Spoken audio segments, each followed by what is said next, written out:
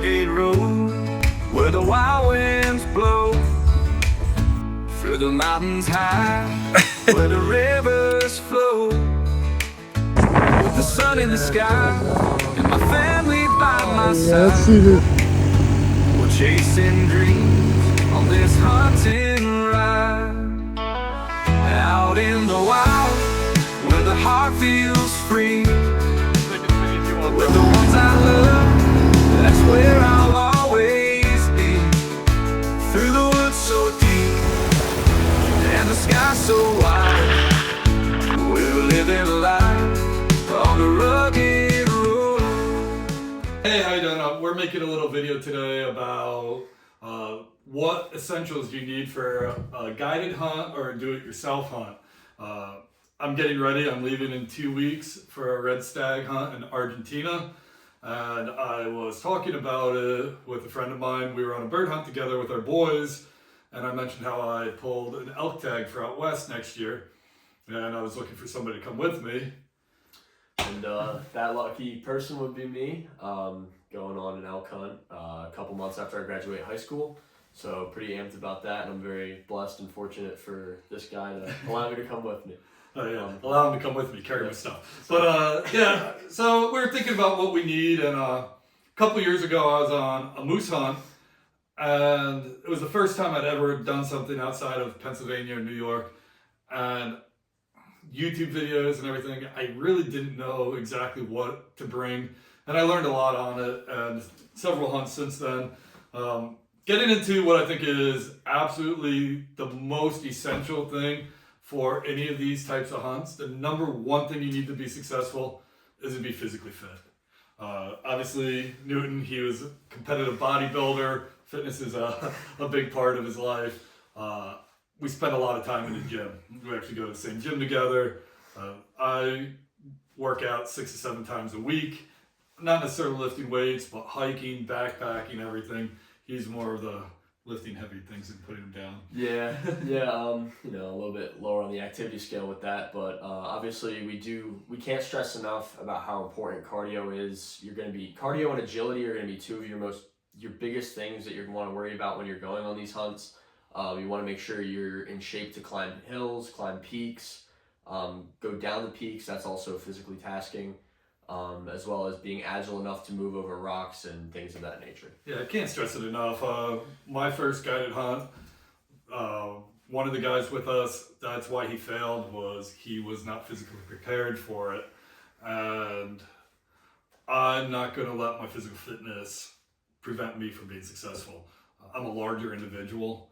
I'm 6'3", 230 pounds. I'm carrying a lot of extra weight on me just out the door, and you can tell by the gray I got a few years on me now. But yeah, that's the essential. I think the other biggest question when I've talked to people and stuff, I hear, what caliber do they use? And everybody's stressing out about the gun. What caliber? I don't think caliber is really that important. And I know I'm going to get crucified for this. People are like, oh my God. Everybody has their favorite. I'm a big gun guy. He's a big shooter. He doesn't miss. I miss. We should actually do a video about your flintlock story. Yeah, that was a crazy hunt. He got the biggest buck ever in this area with a flintlock. But so an example of some of the cartridges I use, I know the 6.5 Need More people cry about. It's an excellent shooting gun. I shot my Pennsylvania buck at it this year, 317 yards. My dad uses a 260 Swede, very similar, and last year his buck was over 300 yards. I don't know what you want to do, but if you are a smaller framed person, you don't want that big kick. I think the most important caliber is the one that you can shoot accurately. I do have a 300 PRC. He's a big boy. Obviously, you can put them together. If you're gun shy, you're not going to love the 300 PRC. It's more gun than I think you need for pretty much anything in North America. Maybe a grizzly bear, which I don't have grizzly bear money yet. But my two guns that I typically go for Western game, good old 270 and 7mm. a lot of guys 30-06, 300 Win Mag, they're all fine. Obviously, the more gun you have, the more takedown power you have. But if you can't shoot it accurately, what gun you practice with the most is what's going to be the most important. Yeah. Same could be said for archery, especially. You need to get outside, touch grass, make sure you're shooting your bow, make sure you're dialed in, make sure you're tuned properly, paper tuning, shooting as much as possible. As I'm looking out the window of my target, I was just shooting. We finally have a little bit of not freezing weather in Pennsylvania, so I was out today. That being said, we are going and we are using a bow and arrow. So I did change my arrow setup. I'm going a lot heavier this year. I normally use a 300 spine. I'm using a 250 spine VAP with a 50 grain outsert and a 125 grain. I'm using iron will heads this year. I'm using the wide, 125 grain wide. So I have a pretty good amount front of center, a little bit over I think it's 580 grains altogether. With my long draw weight, it helps. My bow chronographed at 293 feet per second. Yeah. So even with a heavy arrow, my first shot with that setup, I used a foam block that I use for broadheads because I don't want to ruin my good targets. And I blew right through it. And there's a cement building in my back lawn, and I cracked the cinder block. So I feel confident if I put a good shot in an elk, I'll get the penetration that I need. Also, it's what you feel comfortable with. I know people love expandables. I've killed a lot of deer with expendables, but expendable, yeah, that's a better term for it, because every time I've used an expandable, it's wrecked it. I don't think I've ever savaged one, but yeah, so that's what we're going with for that. Next thing, we're going to talk about clothing. This is where I'm sure people will, you could kill in Walmart clothing. Well, my great grandfather wore red flannel, and yeah, you can. He was a little younger, so most of what he wore was his father's hand-me-downs. Yep, still do. Still do. Same. Yeah, if you don't want to spend the money, okay. Yeah. It's one of those things where it's really buy once, cry once. Like, granted, you can backpack out west and you can go with Realtree or just Walmart stuff like Redhead. There's no issue with that. We're not knocking that. But what we're trying to say is, it comes down to what you're going to be doing. If I'm going to the deer stand and it's like a 3-minute walk, I'm going to be sitting for 5 hours. Yeah, I'll wear like thermals and then Realtree, Redhead, all that kind of stuff out. But where we're going to be going, we're going to be climbing peaks and climbing summits and going on rocks and up hills. And it's just one of those things where you want to have lightweight stuff and you want to have stuff that is able to breathe.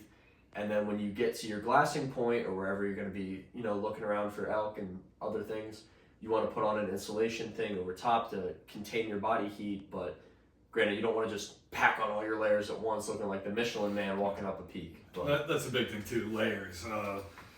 Yeah, like you said, if you're hunting out of a ground blind over a feeder with your crossbow on a tripod, you really don't need to go and spend $1,000 on Kuyu and Sitka. If you're going to be backpacking, you might want to spend that money. I know I was just in Alaska. Most of the people there were wearing Sitka or Kuyu, and there's a good reason for it. It's great, it's lightweight, it's durable, it holds up. So some of what we'll be using, base layers, I think I'll cover all the clothes that we're going to cover, but animal fell over. Big Under Armour. I wear Under Armour frequently. I used to work outside. I'm a big snowboarder. Under Armour is great. It's that base layer. It wicks your sweat really well. And it doesn't weigh much. It packs down next to nothing. Even if it's not that cold, I usually have my Under Armour on anyway. I find it works really good for scent control too. I've always had good luck with that. Yeah. I'm kind of an odor freak in archery season, but I also, I'm not a really sweaty person in general. Even in the coldest weather, you'll see me outside. I'm the guy who's axed a hole in the ice so I can wash off. So. Yeah. But so what I have here, this is a Sitka Crew long sleeve. This is manufactured as well by Polygene. Polygene is a big company based out of Sweden. They major and special in scent control and odor resistance and things like that. So this is what I'm personally going to be wearing as my like base because not only will it keep me, you know, cool off and breathing well, but it'll also control my odor from my body and things like that. And also to go over top of that, I have like a mid-weight zip tee from Sitka. This is kind of just to like contain that heat for when I get to the top of a hill or something like that. Let's say it's 75 and sunny. I'm gonna be hot walking with a pack on, I'll probably just have that crew shirt on. But then when I get to like a place where I'm taking a breath, getting a drink of water, something like that, I'll put on the other layer over top just to kind of hold my heat to my body. He's a Sitka guy. I'm more of a Kuiu guy. It's really, I use the Kuiu attack pants over my Under Armour. I like them. They're pretty good about keeping the water off. They're warm. They have a nice fleece lining in them. They're not too hot. They're not great if you're going to sit in the cold for a long time, but in that cool, the movement's great and they're pretty durable. And then above that, my next layer, Mariano, how do you say that? Merino wool sweater. I actually got this as a gift. Also Kuiu.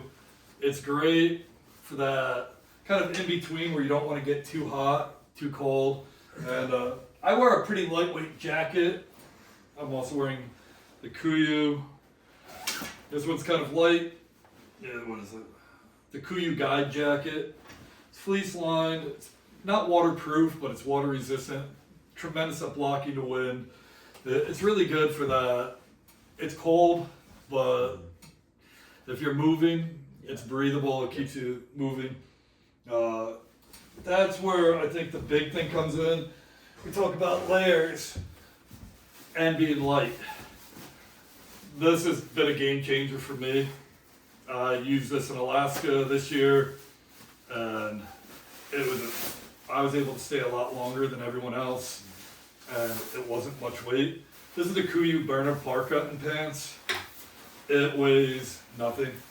I don't know what it's made out of, but this stuff is Teflon. It was stopping thorns and everything else. It's durable, and in a couple minutes it puffs right up. Waterproof, windproof. You stay super warm. I was able to sit on the side of, I guess, about 2,000 feet up on Kodiak, glassing. Never got cold. And you kind of want to find that happy medium between lightweight and getting the job done, because obviously ounces make pounds. If you're going to be, you can easily hike with like a 60, 70, 80 pound pack if you have good cardio, but all in all, you want to make as little weight as possible when you're going up these summits and things like that. And if you're going to buy this stuff, I made the mistake of trying to go cheap out of the first gate. I got gaiters for a trip moose hunting up north in Canada. And I had never worn gaiters before, so I got a pair off of Amazon Prime. And they were absolute dog shit. I can't put it any other way, they were garbage. They were only $20, it was $20. I threw them out. Completely pointless. So then I went and I got a pair of Kuiu gaiters. These are actually one of their first pair. They're a lot better now. The buckle's a little bit different. The buckle at top is a little bit different. Great. These have been through hell. I wore them this year pronghorn hunting for snake bites. I wore them in Alaska. I've worn them in Canada. They've been beat up and they work fantastic. I wear them now frequently just hiking. I wish I had them the other day. I was rabbit hunting in a foot of snow and my feet were freezing. Yeah, but then again, that kind of goes back to what we were saying earlier about the whole buy once, cry once thing. Because, like, are you going to let something like your gaiters taking a dump in the middle of Alaska or wherever you are, out west, up in Canada, wherever you are you going to let your gaiters or some piece of your gear stop you from harvesting the animal that you've had the opportunity to harvest? When I ordered those gaiters, I also got hiking poles. They were also dog shit. If you're going to get poles to hike with, I recommend spending more money and get carbon fiber. Carbon fiber is super light, even though aluminum ones aren't heavy, but they don't have that loud ski pole. It's kind of a dud It's not that loud. The aluminum ones, they are so loud. They pack down small, and honestly, I was never a fan of poles until I started carrying a heavy pack, and I like them going uphill and downhill. Yeah. Just it's a lot of weight on your back. Gets in the last piece of clothing really for it, and that is a hiking boot. I am wearing the Kuiu Scarpa. They're great boots. I went to Canada, and when I did, I brought these, and I brought a brand new pair of Muck Arctics. I loved wearing muck boots for archery season here in PA. Nice and warm, good with the scent, and my brand new pair of muck boots lasted half a day in Canada, and they fell apart. Well, only one fell apart, and then I taped it up and came back with one broken boot. These have been through hell and high water. They're holding up great. If I didn't have the Kuiu, I'd probably get Crispy. Yep, Crispies are awesome. Crispy makes an awesome boot. I've never owned a pair, but I wish I had. My last hiking boots, I do a lot of backpacking with my son. We were actually talking about that where he thought it was a clickbait video of my son and I on my personal YouTube account. You can watch how I almost died in the Adirondacks with my son. Yeah, it's pretty scary. Yeah, It's scary. made a mistake, which we'll kind of get into when we get into first aid equipment and stuff. But get a good pair of hiking boots with a good pair of gaiters. You're not gonna regret it. No. Personally, there's a lot of brands out there that have great boots. Kuiu has them. I know actually the other day as we were recording this, Sitka released their boots. You don't have to buy them. But there's also Irish Setter, other brands like that. Solomon makes great boots. But yeah. The only other thing I would go into clothing is what to wear in camp. It's not. I think that's something that most people don't really think about because you're worried about hunting clothes. I don't know. Sorry, I have a pile of stuff. You want to be lightweight because you're carrying stuff, but you also don't want to be uncomfortable. We will be spiking in a little Kuiu tent. It's great. It's made out of super strong material, whatever it is. It's carbon fiber poles. I think the whole thing only weighs 3 pounds. But we're going to be very close to each other. Very close. Very close. Almost too close. Almost Not too quite. close. But you know what they say when you're hiking and hunting. Anyway, when I come out, I want to get my hunting clothes off. I want to let them air out. I like a nice, super light pair of sweatpants and a long sleeve shirt. Just it's light, it's warm, and it feels, even after a couple days, it feels like you're putting on something clean. And if you've never been backpacking for a couple days, you start to feel pretty grungy. Yeah, especially your feet as well. I know personally I'm going to be taking out a pair of Hey Dudes along with me when we're walking around camp. Oh, that I have them on me right now, but yeah. going to be taking these bad boys out there just so I can have something to kind of lounge in because your feet are going to be hot, sweaty, and you're going to have calluses, I'm sure, after a couple of days, and everything's going to hurt. Great point. These are what I use. These have been all over with me. I got them for 79 cents at Walmart. So you can use cheap. I am not paying $80 or whatever it is for a nice pair of Crocs. No. They're great because, like I said, I'm a shower maniac. Even in camp, if there's a little bit of water, I'm going to be in it washing myself off. Your feet are going to be nasty at the end of the day. You want to let them breathe. Those are breathable. Yep. Bring socks and underwear. It's worth the extra weight. You don't want to use those socks that haven't been washed and are just gross. Yeah, you don't want to do the 1-1-1 in the middle of the backcountry where you got one shirt, one pants, and one socks. You'll smell terrible. You'll smell terrible. You'll smell terrible, but honestly, take really good care of your feet. Just like in the movie Forrest Gump. Yeah. Like every time you stop, you change your feet. What's that? That kind of brings us into camp. We're talking about. I mentioned I had a Kuiu tent. Sleeping bag. You want a good sleeping bag. Don't cheap out on this. We're using. This was before Kuiu when I got this because I do a lot of backpacking. I got a good North Face backpack or a sleeping bag. It weighs nothing, and I think this one is good to something ridiculous like 20 below or I don't know. was rated for. Pretty damn cold. My son and I were camping last winter in our sleeping bags, and it was 7 below.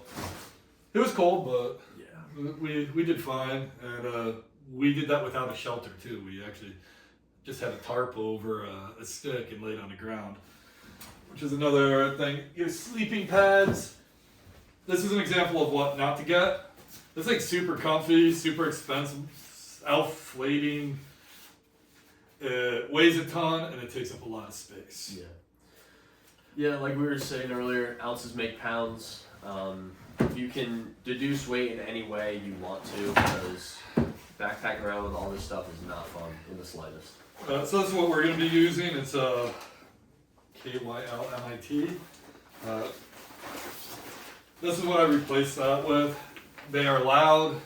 They are not the most comfortable, but they inflate quickly, and they are super light, and they pack down. This one's a little crinkly right now, but it packs down to about the size of a bullet box. Yeah. So we got the camp stuff that you need in camp too. Like I said, ounces make pounds. Jet boil. This thing weighs nothing, and it is fantastic because we'll be eating a lot of these. Our MREs, freeze dried. If you're in the woods for a while eating this stuff, bring baby wipes. Yeah. If you're on a guided hunt, you're staying in a lodge, still bring baby wipes. Always bring baby wipes. They're a game changer. Yeah, another thing that I do want to stress about coming from a fitness standpoint is doing all this cardio and going up hills and peaks or whatnot. You're going to be using up a lot of energy. I know that sounds very, like, no duh, I'm going to be using a lot of energy, but you want to have a good source of fuel for your body that replenishes things and that has a lot of carbs in it so you can sustain energy and keep going further. Some essentials that I highly recommend. If you're going to places up in Canada and Alaska and stuff like that, I don't know, I'll tell you what they do in Argentina. These guys drink right out of the streams, puddles, ponds. They really don't care. They're used to it.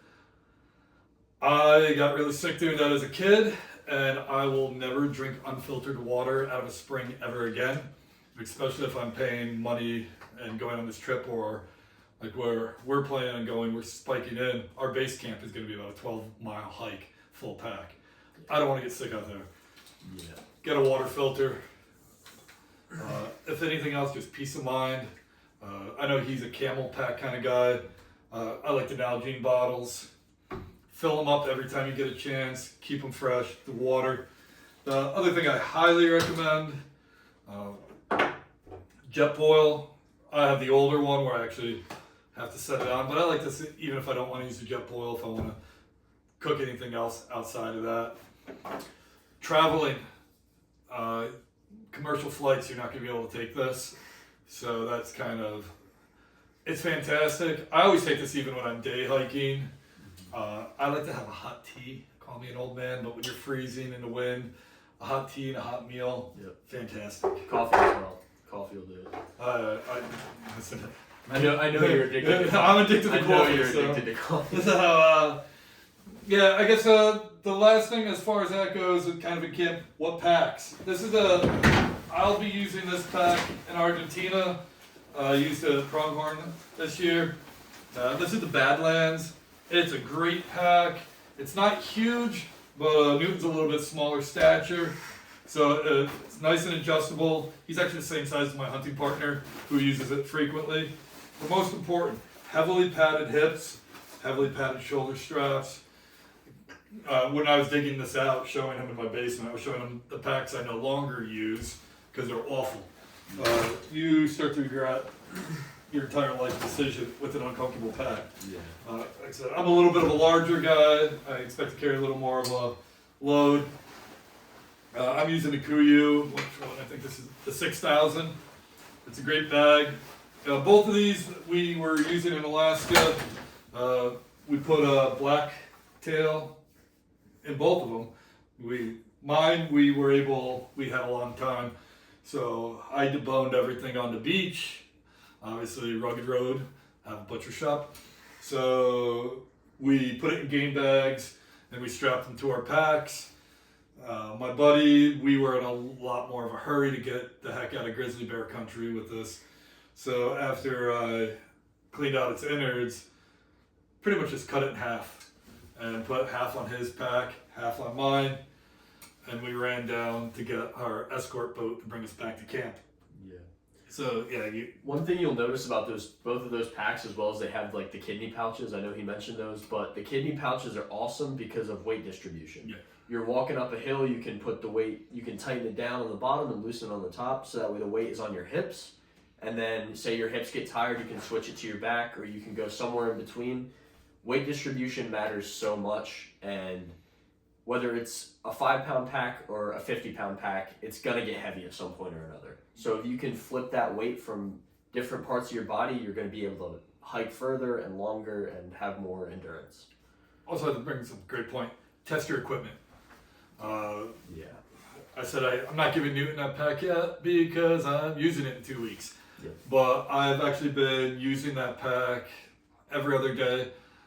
Every other day I like to hike just to build up those fast twitch muscle fibers for the uneven terrain.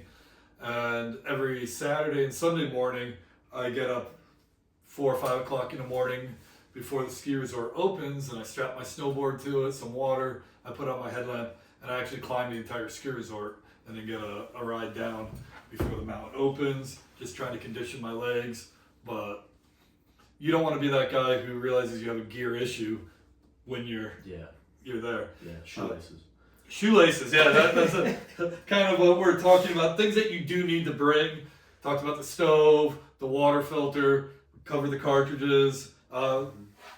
Newton was saying shoelaces because one of the 2 things that I highly recommend is paracord.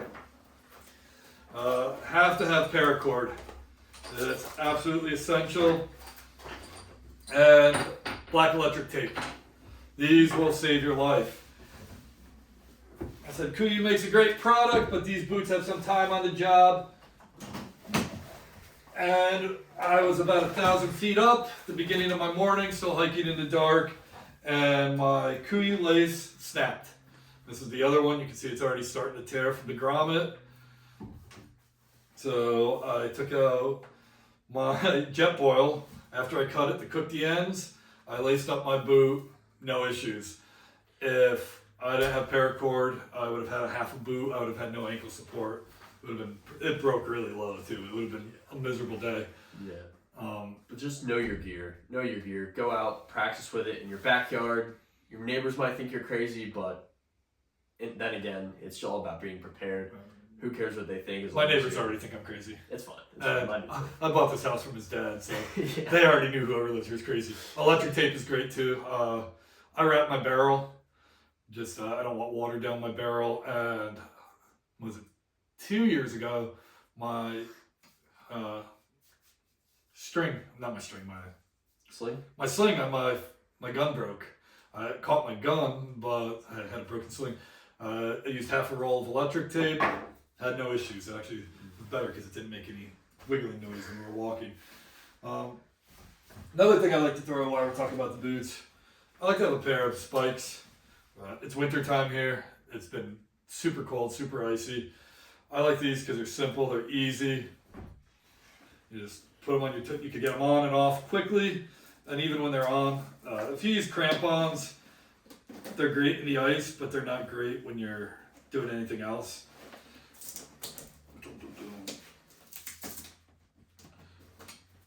Where you could get these on pretty quick, as I'm struggling here to do it. Very good. But you can walk around, no issues, and then you just have a tightening strap to come over. I've been using these almost every day on my hikes now, just because everything's been icy and frozen. Yeah. But they don't get in the way at all, and they're good enough to keep you from slipping. You want to grab my vinyl harness? Yeah. Yeah. This is important as well. Oh yeah, we won't forget about that. Now we're kind of getting into those little things. We covered some of the big stuff, but I got the Everly stock chest rig. I like this one because it's versatile. It's got molly webbing in the back. It's easy. My first ever hunt outside of my hometown, I just had a regular bino harness on, and it rained the entire time. If you've never been to Newfoundland, what do they say? If you don't like the weather, wait 5 minutes. This one's still set up because I was doing some late archery. Has a little muff to keep your hands warm. I keep. Oh, there's something in the pocket still. I think it's a rangefinder. Oh, yeah, wrong side. My rangefinder, always have rangefinder. I think it's essential, especially we're going for archery for elk. We might be shooting pretty far with that heavy arrow setup. I keep my release on that side. My binos, they stay nice and dry when I'm not using them. It's great about this. You got a molly attachment you can put on the bottom, another little pouch. I have the bear spray, which if you bring bears, also can't fly commercial with bear spray. You have to look into that.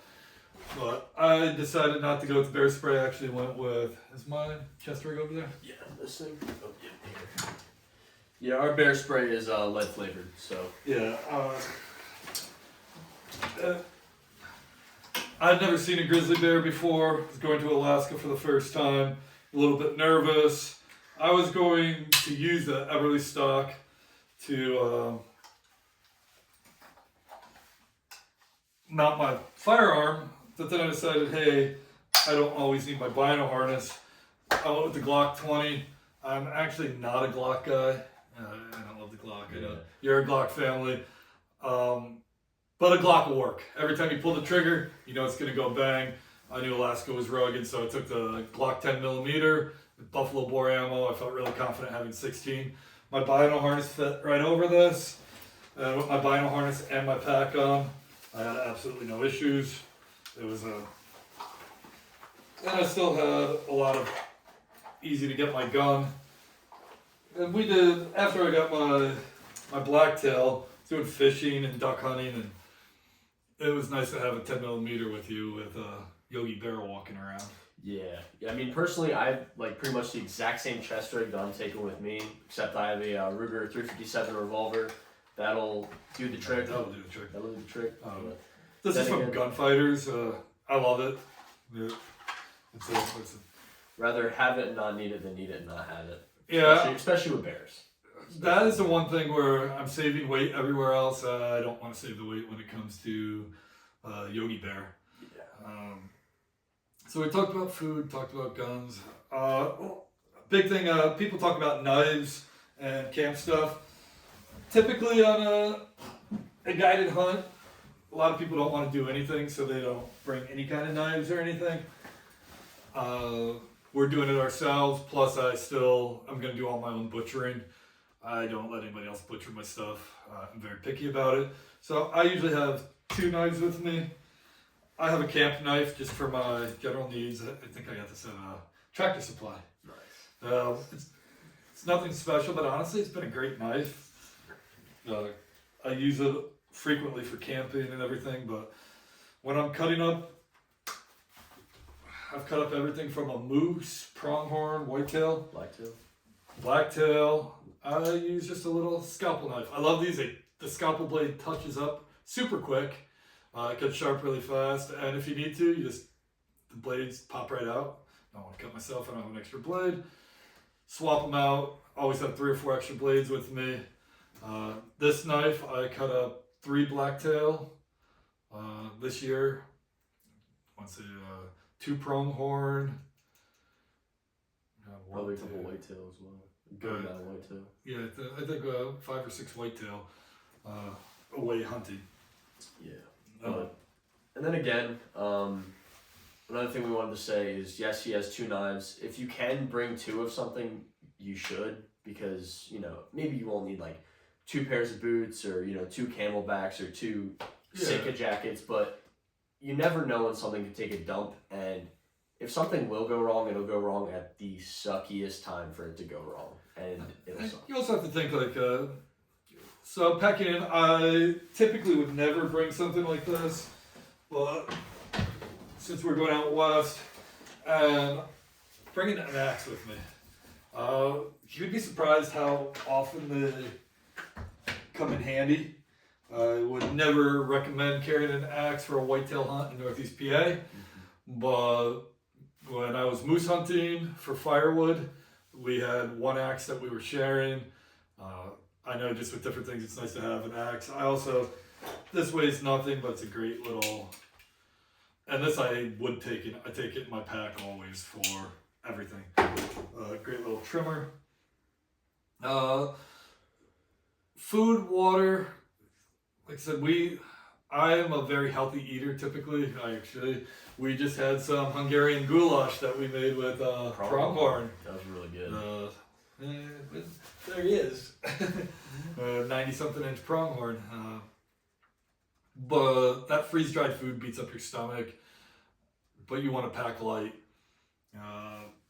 Brands like that, like Mountain House, Peak Refuel, I know they make some great stuff as well. You just want things like that, almost like an MRE that you can just kind of put in your pack and just get out that jet boil that we were talking about, cook it up real quick, and have fuel for the rest of your day and the day into the next. And I think the big thing is, you come into that struggle, what do I need, what do I don't need? Well, you definitely need your essential clothing, you want your knife, you want your weapon. What do you want to travel with?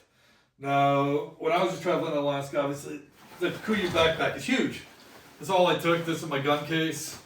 I'm not taking this with me to Argentina. I'm taking the Badlands pack. But I love this for traveling. This is Kuyu sea bag. Oh, it's huge. I'm going to put my backpack inside of it with everything else. It's waterproof. It's extremely durable. It's not something you're taking to woods with you, but flying on bush planes or anything else like that, it's fantastic. If you've never traveled with a firearm, it's really not that difficult. You need a good case that can lock. You don't have to spend a ton of money. I have a really good Plano case, and actually, I got this one at Harbor Freight. I think it was only $60, $70. It really wasn't that expensive. One thing I would recommend if you're traveling, take the foam out and use your clothing and other stuff to pack around your gun. Yep. I stick my ammo, my suppressor, my gun, my shooting sticks. That's one thing too. I like to bring a pair of fold-up shooting sticks for those longer shots. I feel pretty comfortable shooting 500 yards. I'm not bragging, but on something larger, I'll shoot up to 500 yards. But even 200, 300 yards, it's nice to have sticks.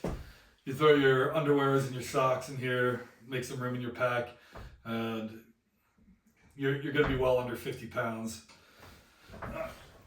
My bow case. Yeah, this is Apache Rugged Mobility.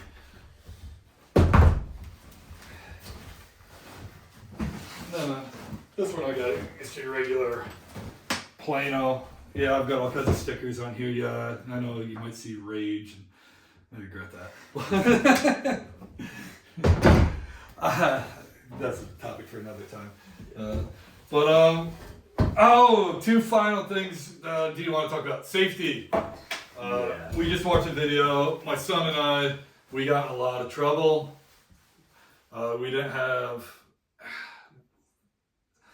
We weren't prepared like we should have been. Had all the stuff, we left at our base camp, we got stuck on a mountain in a horrible thunderstorm.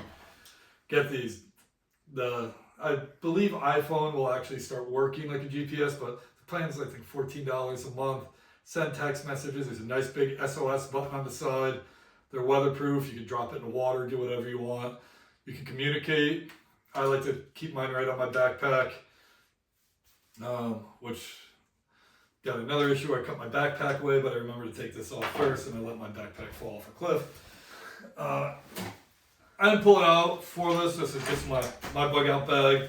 I'm a retired New York City cop, so I'm a little more prepared than I need to be for things. But I like to have a little first aid kit that I take with me. It's light. Some of the basic stuff, Band-Aids, Neosporin, burn cream, which is never a bad idea to have. But I also have some of the more serious stuff. I do have some quick clot, and I have I don't take a tourniquet because honestly, paracord and a stick. Yeah. I'll make my own, and I'm not carrying the extra weight. I know other people take tourniquets, and when I told them that, they kind of like that light bulb went off. Like, oh, I guess I do have a belt and other things, and it's like, well, I need to hold my pants up. Well, if you have a tourniquet, you're probably not hiking anyway. Yeah. So yeah, I don't take a tourniquet, but I do have quick clot, and if you have a large wound, on a chest wound, it has a vent so you can let the air out. Ibuprofen, and probably I've had multiple surgeries, so I do have a prescription that I've never taken because I'm not into that. But if you shattered your leg or something, and it might be a couple days for rescue, you might want to think about having some heavier painkillers with you to. Speaking along the lines of essentials and things to keep your health up, and medical stuff. One small thing that I forgot to talk about is liquid IVs. You can use liquid absolutely. IVs. They're great for electrolytes and things like that, keeping your energy going. This has liquid IV in it. I did a really hard cardio today, and you will cramp up. If you're not used to, most of us are not used to climbing like that during the regular year, and it doesn't. I think this is berry. I like the lemon lime. Yeah, it's a great.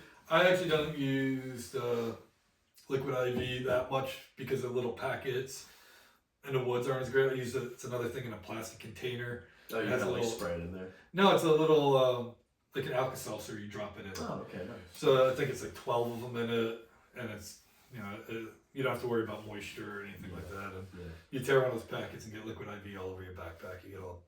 Yeah, it's gonna be a fun time. You're gonna smell great to all the other animals, but that's your calf climbing mountains like that. Your calves start burning.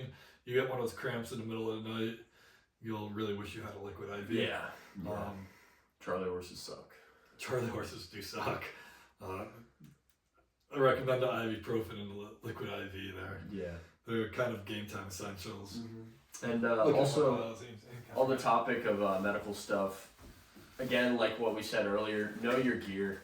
Know how to use your medical stuff. Don't sit there with the quick clot looking like a freaking dummy. Out of everything that you can know, the most important things to know are your water system, your water filtration system, and your medical stuff. Because both of those things are necessary for life.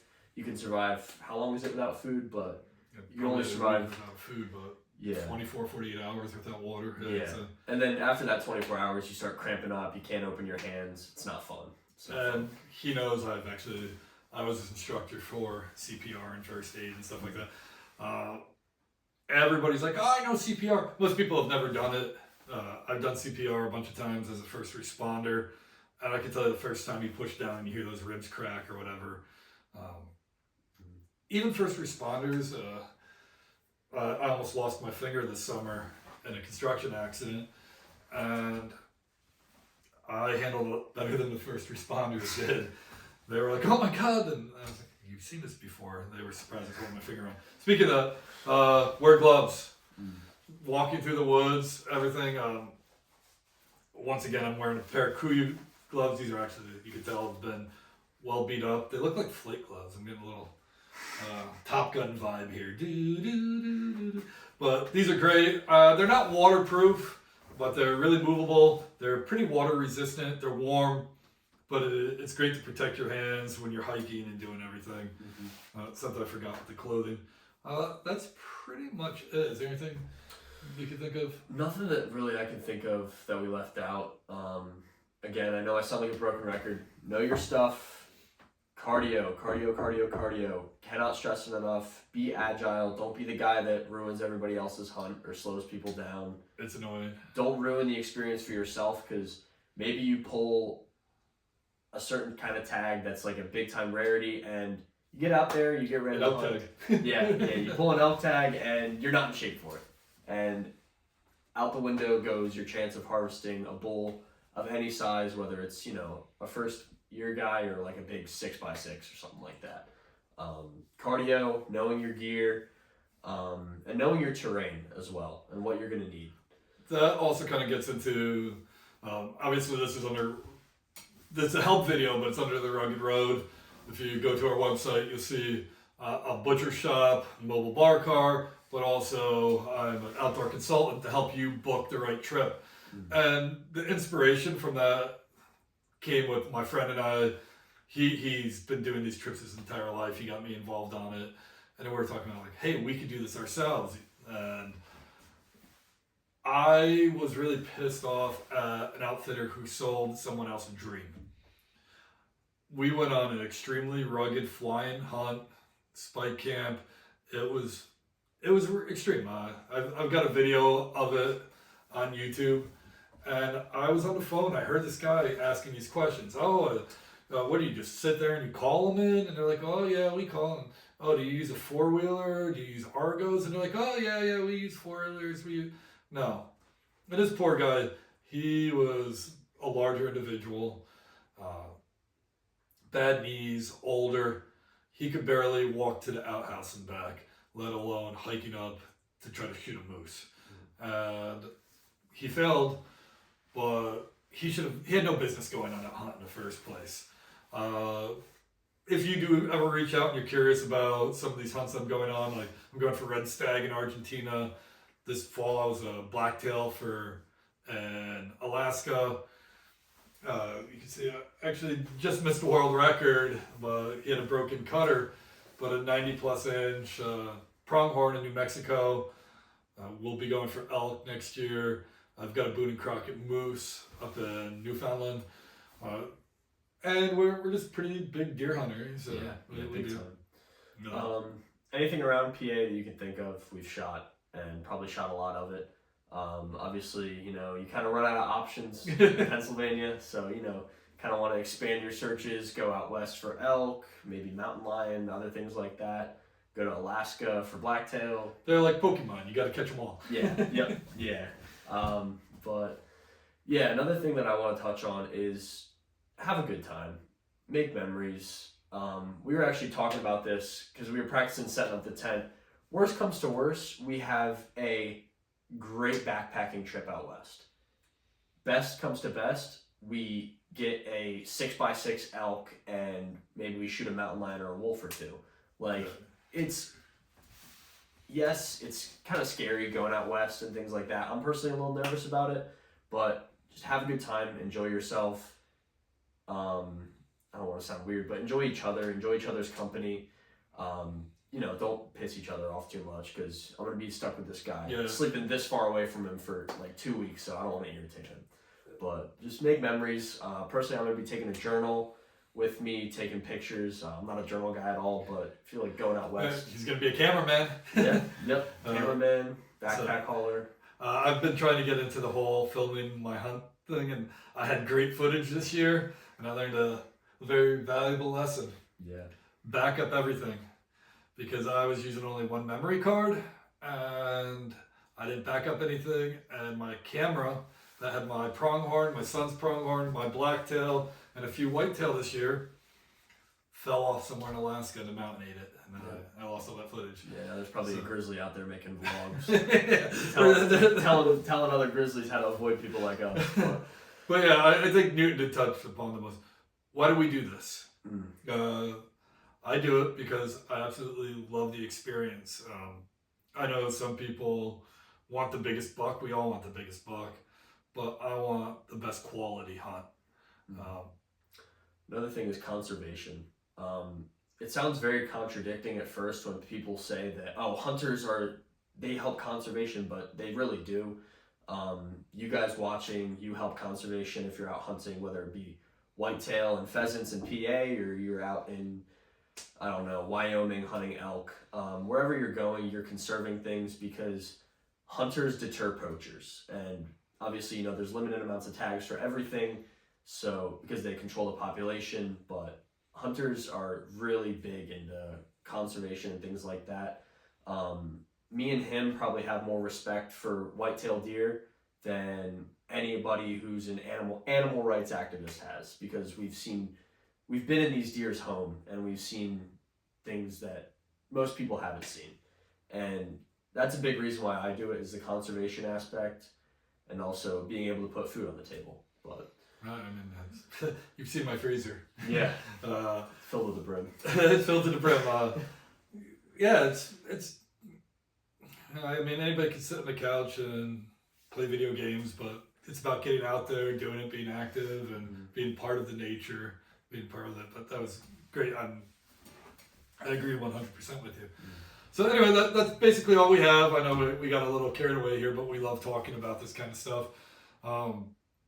If you are in Pennsylvania, you have any wild game processing needs, go ahead to the website, reach out, follow us on Instagram, Facebook, TikTok, whatever you want. Just kind of fun little things. Now we're going to be on YouTube with a bunch of videos, but also if you'd like to book any of these hunts that we go on or are interested, just want to talk about it even, go ahead and reach out. Happy to work with you. And I definitely won't sell you a dream. I'll tell you what it's like. Yeah. But all right, have a great day. God bless. On the rugged road where the wild winds blow,